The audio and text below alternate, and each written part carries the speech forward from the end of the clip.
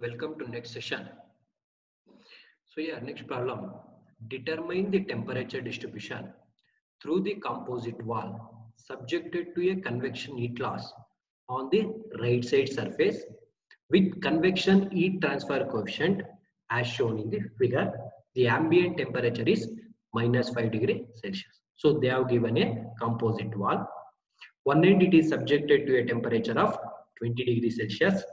On another end it is subjected to a convection heat transfer coefficient, that is H is equal to 1000 watt per meter square degree Celsius, and they have given K1 is equal to 6 watt per meter degree Celsius and K2 is equal to 20 watt per meter degree Celsius. So K1 for element 1, K2 for element 2. On one side it is subjected to some ambient temperature. They have given -5°C. That is, on one side it is 20°C. On another side some ambient temperature, that is some surrounding temperature is there, that is -5°C. Now this is the question they have given. Now we are converting the given problem into FA model. Since it has two elements, then we will get the three nodes: node 1, node 2, node 3, T1 at node 1, T2 at node 2, T3 at node 3. Therefore 1, 2, 3, then we will get T1, T2, T3. So 1 to 2 element 1, 2 to 3 element 2, then L1, L2. So this is the FA model. Now first we are going to calculate the stiffness matrix for heat conduction. That is nothing but KE is equal to KA divided by L, 1 minus 1 minus 1 into 1. Now we are calculating stiffness matrix for element 1, stiffness matrix for element 2 based on conduction. Now for element 1, so K is nothing but 6. Area they have not given. We are concerned as assuming as 1 meter square divided by L is equal to 0.06 meter. Everything we are calculating in meters. Why they have given thermal conductivity and heat transfer in meter. So then we will get 1K matrix. Now this is for element 1. We are having element for T1, T2, or we can consider 1, no, 2. Therefore T1, T2, T1, T2.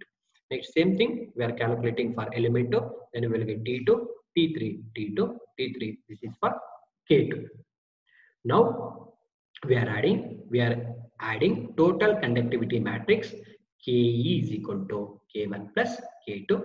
We are adding this K2 matrix and K1 matrix. Then we will get K1 plus K2 is equal to T1, T2, T3, T1, T2, T3. You now to add T1, T1. So we are going to see in both the matrix T1, T1 is equal to 100. Here we don't have T1, T1, therefore 100. Next T2, T1. So if you see this matrix T2, T1, we are having -100. If you see this matrix, we don't have T2, T1, then -100. T3, T1, here we don't have. Again in this matrix also we don't have. It is equal to 0. Like that. If you see T2, T2, if you see this matrix T2, T2, 100. T2, T2, 1000. Therefore 1000 plus 100, 1100. Like that we are going to add K1 and K2. So this is the total matrix, that is global matrix based on conductivity.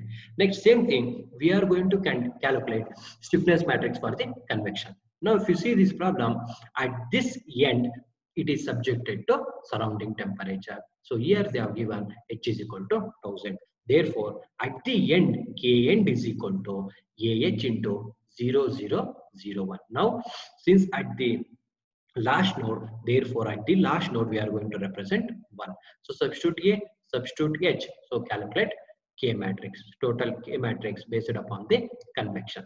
Now we are having, then we are going to calculate the force matrix. The formula to calculate force matrix, since the temperature is that is this ambient temperature is acting at the last node only, therefore force matrix is AH T infinity 0 1.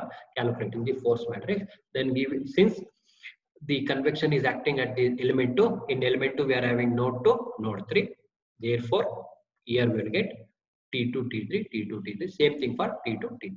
Now here we are having one global matrix. Again we are having another global matrix.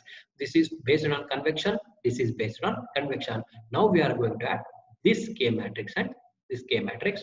So therefore total K matrix plus K matrix, then we will get the total K matrix, and T1, T2, T3, that is equal to force matrix.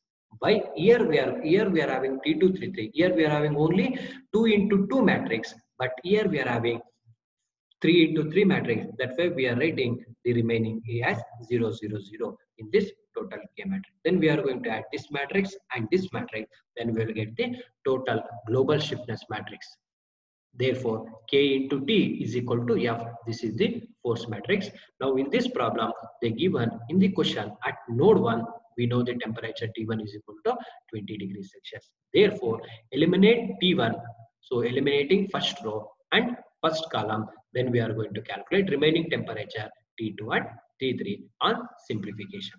So, in this way, we are going to calculate the temperature T2 and T3, that is temperature distribution. So we'll get T2 is equal to 0.83 degrees Celsius and T3 is equal to minus 29196.83 Celsius. That is, temperature is keep on decreasing from one end to the another end.